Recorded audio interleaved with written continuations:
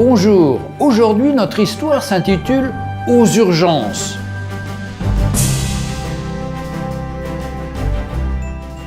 Cette histoire se passe dans un hôpital de campagne où le chirurgien n'est pas sur place en permanence. Un médecin entra à l'hôpital en hâte après avoir été appelé pour une opération urgente. Il répondit à l'appel, changea rapidement ses vêtements et alla directement au bloc opératoire. Là, il trouva le père du garçon qui faisait les 100 pas dans le hall.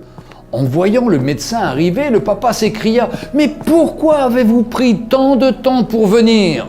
Vous ne savez pas que la vie de mon fils est en danger? Vous n'avez pas le sens de vos responsabilités ?»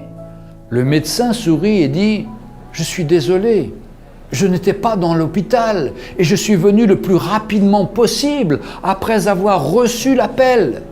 Et maintenant je souhaite que vous calmiez afin que je puisse faire mon travail. » « Me calmer? Mais si c'était votre fils, vous calmeriez-vous? Si votre propre fils meurt maintenant, que feriez-vous? » dit le père en colère.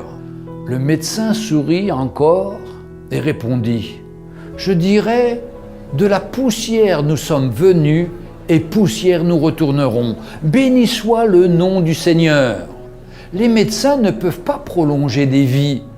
Allez et priez pour votre fils. Nous ferons de notre mieux par la grâce de Dieu. » « Oh, c'est facile de donner un conseil quand on n'est pas concerné, » murmura le père. L'opération dura quelques heures, après lesquelles le médecin sortit, satisfait et content. « Merci Seigneur, votre fils est épargné. Si vous aviez d'autres questions, demandez à l'infirmière. » Une fois le médecin parti, le père dit à l'infirmière « Pourquoi est-il si arrogant?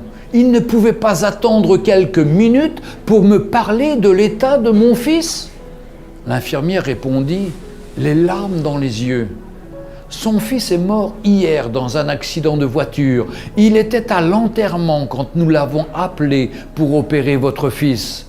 Maintenant qu'il a épargné la vie de celui-ci, il est reparti pour finir l'enterrement de son propre enfant. Ne jamais jugez personne parce que vous ne savez pas ce que celle-ci peut traverser en ce moment. » Retrouvez Un jour une histoire sur www.365histoire.com.